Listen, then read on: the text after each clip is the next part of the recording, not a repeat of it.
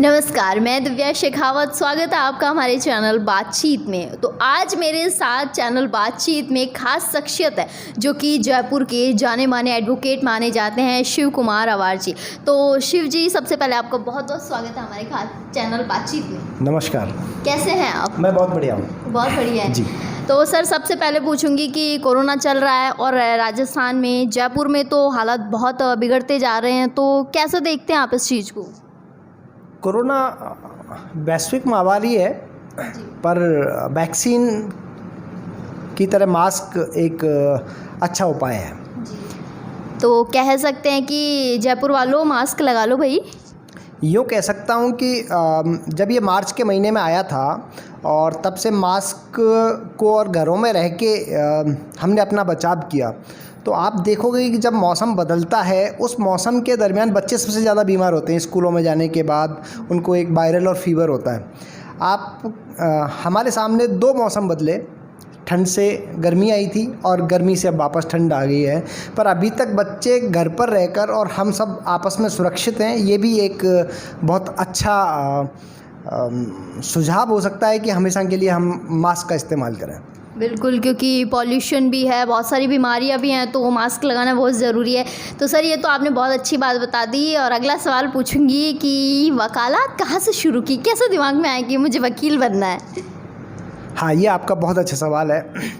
वकालत मुझे किन्हीं ने बताया कि सबसे रॉयल और नोबल प्रोफेशन है, और सही मायने में पूछो तो वकालत के बारे में ज़्यादा कुछ जानते नहीं थे। भरतपुर महारानी श्री जया कॉलेज से हमने पढ़ाई की, बीए किया और बीए के बाद एलएलबी में एडमिशन ले लिया। एडमिशन भी यूँ कह सकता हूँ कि पढ़ना कम और देखना ज़्यादा था।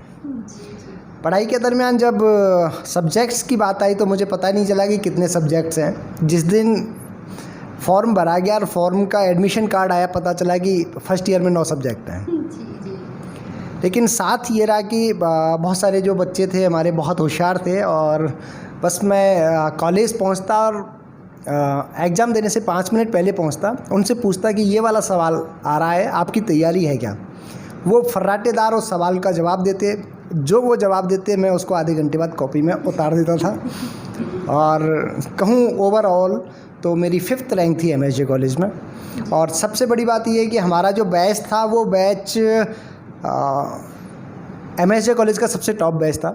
सभी ब्रिलियंट थे, और आज उसमें बहुत सारे साथी मजिस्ट्रेट हैं, एपीपी हैं, और कई सारे साथी एडवोकेट्स हैं, और कुछ ने अपने खुद के व्यापार और व्यवसाय संभाल रखे हैं। यानी कि हर आदमी एक सफलता के मुकाम पर है।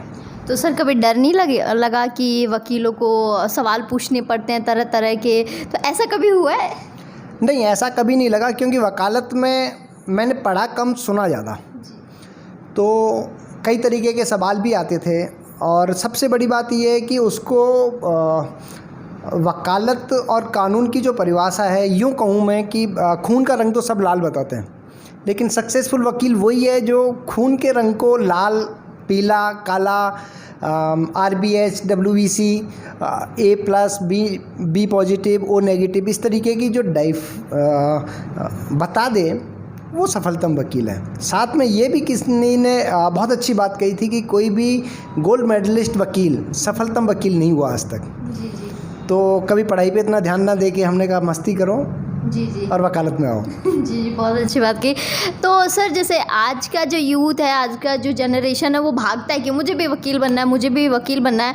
तो ऐसा क्यों है कि यूथ अट्रैक्ट हो रहा है वकालत की तरफ और सबको एडवोकेट बनना है? वकालत का पेशा नो डाउट नोबल है और रॉयल है।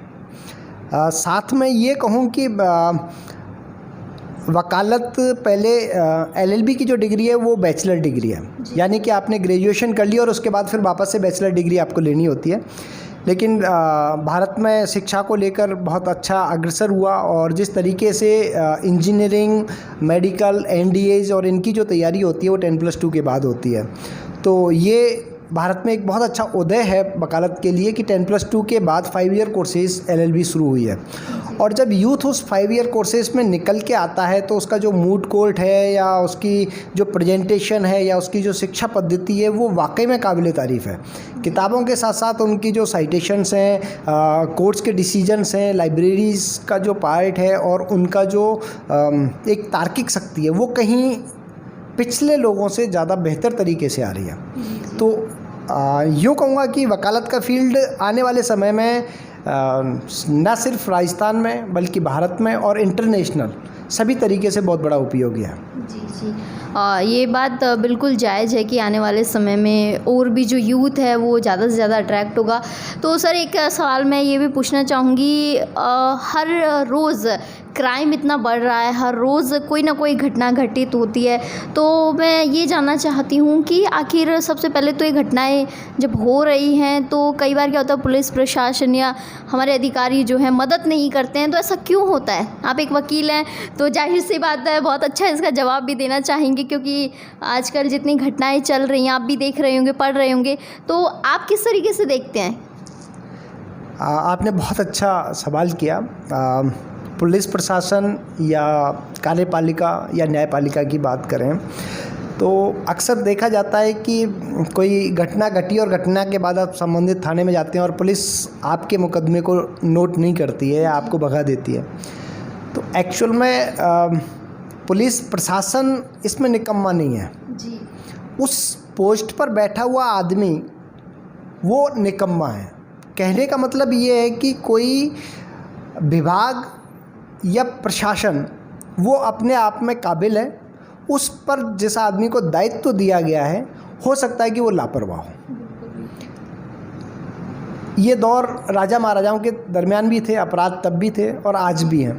कह सकते हैं कि संख्या में बढ़े हैं, लेकिन यूँ भी कह सकते हैं कि कहीं ना कहीं घटे हैं। कुछ तकनीक का फ़ायदा हुआ है और कुछ समय ने बदलाव लिया है। पहले जैसा सुनते हैं कि डकैती हुआ करती थी, अभी हम पिछले बहुत समय से देख रहे हैं कि डकैती की कोई खबर हमें कहीं न्यूज़पेपर में देखने को नहीं मिलती। दूसरा, पैसों को लेकर जैसा पहले सुनते थे कि किसी विद्यालय के लिए जो कैशियर हैं वो बैंक से पैसे निकाल के आए डिस्ट्रीब्यूशन के लिए, तनख्वाह के लिए, तो रास्ते में लूट लिए जाते थे। लेकिन आजकल ऐसी घटनाएं नहीं हो रही क्योंकि सीधे आपके खाते में आ रहे हैं। ये कह सकते हैं कि घटनाओं का कुछ क्रम बदला है, लेकिन वो डकैती ना होकर या लूट ना होकर वो सिर्फ एक फ्रॉड है। और फ्रॉड के लिए साइबर है या यूँ कहें कि कानून में अपनी एक कठोर परिभाषाएं हैं और उसका दंड भी कानून अपने हिसाब से देता है। जी जी। तो सर कई जैसे क्राइम ऐसे होते हैं लोगों को पता ही नहीं होता एक्चुअल में करना क्या है। लाइक दहेज प्रथा एक बहुत बड़ा मैं अभिशाप ही मानूंगी हमारे समाज के लिए। तो कई बार लोगों को पता नहीं होता कि वो किससे जाकर शिकायत करे, इस दौरान क्या करे अगर किसी व्यक्ति के साथ, किसी महिला के साथ ऐसा होता है तो वो कहाँ अपनी शिकायत दर्ज करवाए? देखो, भारत में 2 तरीके के कानून हैं, एक दीवानी है और एक फौजदारी है।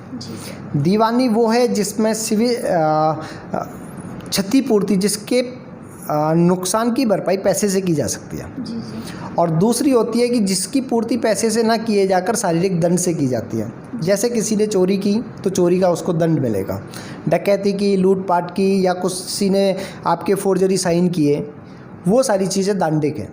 दांडिक प्रक्रिया के लिए जिसका अधिकतम जो पार्ट है वो पार्ट पुलिस प्रशासन के मार्फत कवर होता है। जी जी। किसी भी तरीके की आपको कुछ शिकायत होती है या लगता है कि कोई आपको प्रताड़ना दे रहा है, चाहे वो घर का ही आदमी है, चाहे वो पति है, चाहे बाहर सामाजिक तौर पे है, तो उसकी शिकायत आप सीधे संबंधित नज़दीकी पुलिस स्टेशन पे आप कर सकते हैं, जिसका परिवाद आप लिखित में दे सकते हैं और जरिए 100 नंबर पे सूचित करके भी दे सकते हैं। जी जी। तो ये सर ने बहुत अच्छी बात बताई और मैं सभी महिलाओं से भी बोलना चाहूँगी जो भी आप बाद में इस इंटरव्यू को देखें, अगर आपके पास कोई ऑप्शन नहीं होता तो आप सीधा जाके थाने में कंप्लेंट कर सकती हैं। और सर ये तो रही कैरियर वाली बात, घर परिवार की बात कर लेती हूँ कि मैडम का कैसा सपोर्ट रहता है? क्या कभी ऐसा हुआ कि किसी केस पर आपको मैडम की राय लेनी पड़ी हो? ज़िंदगी के कई फ़लसफ़े ऐसे होते हैं जिसमें आप बहुत अच्छे से कोई चीज़ ढूंढना चाह रहे होते हैं लेकिन नहीं मिलती। उसका कहीं ना कहीं कोई क्ल्यू शायद आपके घर में छोटे बच्चे दे सकें, शायद बीवी दे सकें, घर में बहुत सारे परिवारजन दे सकें, जिसका मुझे समय समय पर कहीं ना कहीं सहयोग मिला है। और सबसे ख़ास बात यह है कि जब कोई चीज़ मेरे बस में नहीं होती तो मैं पूछ लेता हूँ, चाहे परिवारजन हो चाहे बीवी हो। जैसे बहुत छोटा सा एक उदाहरण बताऊं कि मुझे मैं मोबाइल में एप्पल यूज़ करता हूं, जिसमें कि ना कॉल रिकॉर्डिंग होती है, ना वॉइस रिकॉर्डिंग होती है और ना स्क्रीन रिकॉर्डिंग होती है, जैसे कि एंड्रॉयड के बराबर उसमें सुविधा नहीं मिलती। तो मुझे उसमें कुछ सीन ऐसा था जो कि वीडियोज़ डाउनलोड नहीं हो रहा था, लेकिन उसकी स्क्रीन रिकॉर्डिंग चाहिए थी। जबकि वो एप्पल में एक फैसिलिटीज़ है, मैंने खूब मगजमारी कर ली लेकिन मुझे नहीं मिली। तो मेरा छोटा बच्चा है 7-8 साल का, उसने कहा पापा स्क्रीन रिकॉर्डिंग की ये बटन दबाओ और हो गया काम। जी जी। तो ऐसे मुझे हमेशा सहयोग और सपोर्ट मिला है। जी जी, बहुत अच्छी बातें बताई सर आपने, बहुत ऐसी इन्फॉर्मेशन भी थी जो लोगों के काम भी आएंगी। तो सर मैं आपसे एक लास्ट आखिरी सवाल पूछना चाहूँगी कि यूथ आगे बढ़ रहा है, आप एक अच्छे काबिलियत वकील भी हैं, तो जनरेशन जो आ रही है आने वाली को, उसको क्या मैसेज देंगे? न्यू जनरेशन का जो देखा जा रहा है वो उसके पास धैर्य और पेशेंस की कमी है। दूसरा, वो रिलेवेंट नहीं करता किसी भी चीज़ को, उसको जो अच्छा लगता है वो कहता है मैंने कर लिया, लेकिन कौन सी चीज़ उसके लिए कानूनी तौर पे है और कौन सी उसके लिए नुकसानदायक है वो शायद नहीं समझ पाता। मैं यूँ ही कहूँगा कि उसको गूगल बाबा से निकल के जी जी, और वो अगर न्यूज़पेपर में संपादकीय पृष्ठ को पढ़े जी जी, और उसके साथ जो जुड़े हुए कई ऐसे अनुभवी लोगों के आर्टिकल्स आते हैं उनको अगर पढ़ें तो वो कहीं ज़्यादा उसके लिए मार्गदर्शित होंगे। जी जी सर, बहुत सही बात है ये कि सबसे पहले तो यूथ को न्यूज़पेपर ज़रूर पढ़ना चाहिए, क्योंकि आजकल का जो हमारा यूथ है वो मोबाइल से बाहर ही नहीं आ रहा। आज न्यू जनरेशन को आप देखोगे तो वो कहते हैं कि हमने मन ही मन पढ़ाई कर ली, जी बिल्कुल, जबकि मन ही मन होता नहीं है। जब उनसे कहो कि आप ये थोड़ा सा उच्चारण के साथ बोलें तो शायद नहीं कर पाते वो। तो यही है कि नया यूथ है, उस यूथ को वो परिपाटी भी करनी चाहिए जिससे कि सर्वांगीण विकास हो। बाहर निकलना चाहिए, कहीं ना कहीं बाहर की दुनिया न्यूज़पेपर के थ्रू, न्यूज़ के थ्रू अपडेट रहना चाहिए। सर आपने बहुत अच्छी बातें बताई और हमारे चैनल में आज आप आए, इसके लिए बहुत बहुत शुक्रिया आपका। बहुत बहुत धन्यवाद। Thank you so much. फिर मिलेंगे आपके साथ ऐसी ही एक खास शख्सियत के साथ। धन्यवाद।